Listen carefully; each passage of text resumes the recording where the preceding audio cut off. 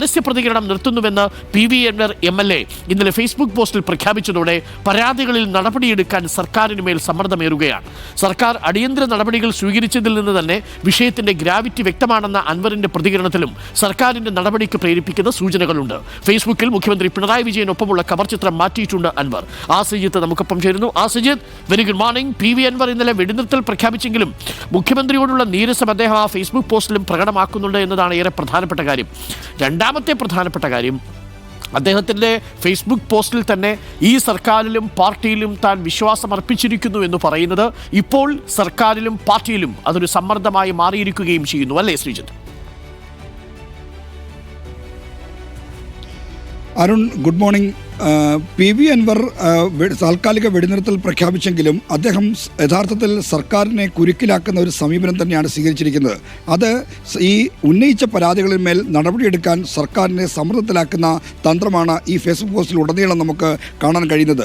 അതായത് താൻ ഉന്നയിച്ച വിഷയങ്ങളിൽ സർക്കാർ ചില അടിയന്തര നടപടികൾ സ്വീകരിച്ചത് ഈ വിഷയത്തിൻ്റെ ഗ്രാവിറ്റി വ്യക്തമാക്കുന്നുവെന്ന് ചൂണ്ടിക്കാണിക്കുമ്പോൾ അത്രയും ഗൗരവമുള്ള വിഷയങ്ങളിൽ നടപടിയെടുക്കാൻ സർക്കാരിന് മേൽ സമ്മർദ്ദം ഏറുകയാണ്. മാത്രമല്ല, ഈ കാര്യത്തിൽ തനിക്ക് പാർട്ടിയെ പൂർണ്ണ വിശ്വാസമുണ്ട്. ഉന്നയിച്ച പരാതികളിന്മേൽ കൃത്യമായ പരിശോധനയും ഗൗരവതരമായ അന്വേഷണവും തീരുമാനങ്ങളും നടപടികളും ഉണ്ടാകും എന്ന വിശ്വാസം അദ്ദേഹം പല ഇടത്തും പ്രകടിപ്പിക്കുന്നുണ്ട്. സർക്കാരിനേക്കാൾ അദ്ദേഹം കൂടുതൽ വിശ്വാസം അർപ്പിച്ചിരിക്കുന്നത് പാർട്ടിയിലാണ്. അപ്പോൾ സർക്കാരിന് വഴികാട്ടിയായി പാർട്ടി പ്രവർത്തിക്കും എന്ന ഉറച്ച വിശ്വാസം കൂടി പ്രകടിപ്പിക്കുമ്പോൾ, പാർട്ടിയുടെ നിർദ്ദേശം ശിരസാ വഹിക്കുമ്പോൾ പാർട്ടിയും ആ ഉത്തരവാദിത്വത്തിൻ്റെ പാർട്ടിക്ക് മേലും ആ ഉത്തരവാദിത്വം നിറവേറ്റാനുള്ള സമ്മർദ്ദമേറുകയാണ്. മാത്രമല്ല, എന്തുകൊണ്ടാണ് PV അൻവർ ഉന്നയിച്ച വിഷയങ്ങൾക്ക് ഇത്രയധികം ശ്രദ്ധ കിട്ടിയത് എന്ന് പറഞ്ഞാൽ, പാർട്ടിക്കകത്ത് നിരന്തരം വിമർശന വിധേയമാകുന്ന വിഷയങ്ങളാണ് അദ്ദേഹം ഉന്നയിച്ചത്.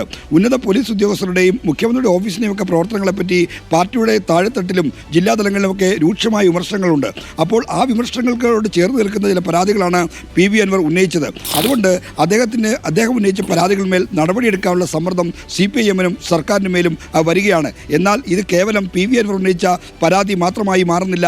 അൻവർ ആദ്യഘട്ട പരാതി ഉന്നയിച്ചതോടെയാണ് പൂരം കലക്കലിനെ പറ്റി സംശയം ഉണർന്നത്. തൊട്ടു പിന്നാലെ പ്രതിപക്ഷ നേതാവ് VD സതീശൻ RSS നേതാക്കളുമായി ADGP MR കുമാർ നടത്തിയ കൂടിക്കാഴ്ചയെ പറ്റിയുള്ള വെളിപ്പെടുത്തൽ നടത്തി. ആ കൂടിക്കാഴ്ച നടന്നുവെന്ന് സ്ഥിരീകരിച്ചു. അതിന് പിന്നാലെ കോവളത്ത് വെച്ച് റാം മാധവുമായും 2 തവണ കൂടിക്കാഴ്ച നടത്തിയെന്ന കാര്യം വ്യക്തമായി. അപ്പോൾ ആ RSS കൂടിക്കാഴ്ച, ADGP കൂടിക്കാഴ്ചയിലടക്കം നടപടിയെടുക്കാനുള്ള രാഷ്ട്രീയ സമ്മർദ്ദം സർക്കാരിന് മേൽ വരികയാണ്. കേവലം അൻവറിൻ്റെ പരാതി മാത്രമല്ല, CPI-യും RJD-യും NCP അടക്കമുള്ള കക്ഷികൾ ഏറ്റുപിടിച്ച ഒരു വലിയ വിവാദത്തിൻ്റെ നടുവിലാണ് ആ വിവാദ ചുഴിയിൽപ്പെട്ട് സർക്കാർ നടപടിയെടുത്തേ മതിയാകൂ എന്ന അനിവാര്യ ഘട്ടത്തിലേക്കാണ് നീങ്ങുന്നത്.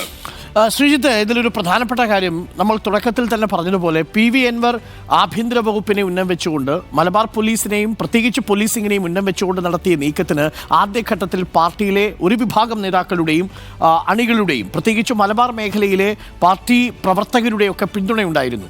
പക്ഷേ അദ്ദേഹം പാർട്ടിയുടെ എല്ലാ അച്ചടക്ക സീമകളും ലംഘിച്ചുകൊണ്ട് മുന്നോട്ട് പോകുന്ന ഘട്ടത്തിലാണ് അവർക്കൊക്കെ സംശയമുണ്ടായത്. പക്ഷേ ഇന്നലെ സെക്രട്ടേറിയറ്റ് ആ നിർദ്ദേശം നൽകുകയും അതിന് പൂർണ്ണമായും കീഴ്പ്പെട്ട് വിധേയനാവുകയും ചെയ്തതോടുകൂടി ഇപ്പോൾ അദ്ദേഹത്തെ സംശയത്തോടു കൂടി നോക്കിയിരുന്നവർ പോലും ഇപ്പോൾ PV അൻവറിന് പിന്നിൽ അണിനിരക്കുന്ന ഒരു സ്ഥിതിവിശേഷം ഉണ്ടാവില്ലേ? അങ്ങനെ വരുമ്പോൾ PV അൻവർ പാർട്ടി സെക്രട്ടേറിയറ്റ് പറഞ്ഞത് കേട്ടു, പക്ഷേ ഇനി PV അൻവർ പറഞ്ഞത് പാർട്ടി കേൾക്കണം എന്ന ഒരു വിഷയം അണികൾ ഉയർത്താനുള്ള സാധ്യതയുണ്ട്, അല്ലേ? അരുൺ, അത്തരമൊരു കാര്യം കൂടിയുണ്ട്. ഈ പാർട്ടി സംഘടന 2 തരത്തിലാണ് പ്രവർത്തിക്കുന്നത്. ഒന്ന്, പാർട്ടി സംഘടനയോടൊപ്പം നിൽക്കുന്ന ഈ പാർട്ടി സംഘടന ബ്രാഞ്ച് സെക്രട്ടറി മുതൽ ഇങ്ങ് സംസ്ഥാന കമ്മിറ്റി അംഗം വരെയുള്ള ഒരു എക്കോസിസ്റ്റമാണ് ഈ പാർട്ടിക്കകത്ത് ഒരു ആവാസ വ്യവസ്ഥയാണ്.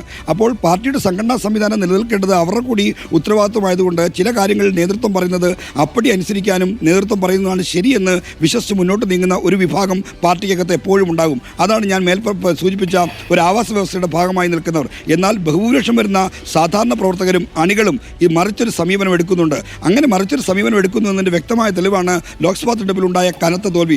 പാർട്ടി വോട്ടുകളടക്കം ചോർന്നുപോയി എന്ന് CPIM-നും LDF-നും തന്നെ വ്യക്തമായ ഘട്ടമാണിത്. അപ്പോൾ പാർട്ടിയിലെ ബഹുഭൂരിപക്ഷം ആളുകളും സാധാരണ പ്രവർത്തകരും മറ്റും അണികളുമെല്ലാം ഈ അൻവർ ഉന്നയിച്ച ആരോപണങ്ങൾ കഴമ്പുണ്ട് എന്ന് വിശ്വസിക്കുന്നുണ്ട്. അപ്പോൾ പാർട്ടിയുടെ പിന്തുണ അൻവറിനില്ല എന്ന് പ്രഖ്യാപിക്കാനാണ് മുഖ്യമന്ത്രിയും ഒപ്പം തന്നെ CPM സംസ്ഥാന സെക്രട്ടേറിയറ്റും ശ്രമിച്ചത്. അങ്ങനെ ശ്രമിക്കുമ്പോൾ തന്നെ അരുൺ സൂചിപ്പിച്ച പോലെ പാർട്ടിക്ക് വിധേയനാകുമെന്ന് അൻവർ വിധേയനാകുമെന്ന് ഒരുപക്ഷെ CPM പ്രതീക്ഷിക്കുന്നില്ല. അദ്ദേഹത്തിൻ്റെ സവിശേഷമായ ശൈലി കൊണ്ട് വീണ്ടും വെട്ടിത്തുറന്ന കാര്യങ്ങൾ പറയുന്ന രീതിയിലേക്ക് അൻവർ പോകുമെന്ന് കരുതി കാണണം. എന്നാൽ അൻവർ മറുതന്ത്രം തന്നെയാണ് പ്രയോഗിക്കുന്നത്. അൻവർ പാർട്ടിയുടെ നിർദ്ദേശത്തിന് പൊരുത്തപ്പെടുന്നു, വഴങ്ങുന്നു. അദ്ദേഹം പറയുന്നു, ഞാൻ ഈ അന്വേഷണം പൂർത്തിയാകുന്നവരെ താൽക്കാലികമായി ഈ പ്രതികരണങ്ങൾ നിർത്തുന്നു എന്ന് പറയുന്നു. അപ്പോൾ പാർട്ടിക്ക് മേൽ സമ്മർദ്ദം വരുന്നുണ്ട്, സർക്കാരിന് മേൽ സമ്മർദ്ദം വരുന്നുണ്ട്. അൻവർ ഉന്നയിച്ച ആക്ഷേപങ്ങൾ കഴമ്പുള്ള, പ്രത്യേകിച്ചും അൻവർ ഉന്നയിച്ച ആക്ഷേപങ്ങളിൽ ഏറ്റവും പ്രധാനപ്പെട്ട ഒരു കാര്യത്തിൽ അപ്പോൾ തന്നെ അതിന് വിശ്വാസ്യത കൈവന്നു. അതായത് പത്തനംതിട്ടയിലെ പോലീസ് മേധാവിയായിരുന്ന എസ് സുജിത് ദാസിൻ്റെ ഓഡിയോ സന്ദേശം അദ്ദേഹം പുറത്തുവിട്ടപ്പോൾ തന്നെ അദ്ദേഹത്തെ സസ്പെൻഡ് ചെയ്യേണ്ടി വന്നു. ആ തരത്തിൽ അൻവർ ഉയർത്തിയ ആക്ഷേപങ്ങൾക്ക് വിശ്വാസ്യത കൈവന്നിട്ടുണ്ട്. അത് സർക്കാരും തിരിച്ചറിയുന്നുണ്ട്. അതുകൊണ്ടാണ് അൻവറിന് ഹവാല സംഘങ്ങളുമായും സ്വർണ്ണക്കടത്ത് സംഘമായും ബന്ധമുണ്ടോ എന്ന തരത്തിലുള്ള ചില ദുസൂചനകൾ മുഖ്യമന്ത്രിയുടെ വാർത്താ സമ്മേളനത്തിൽ അദ്ദേഹം തന്നെ പ്രകടിപ്പിച്ചത്.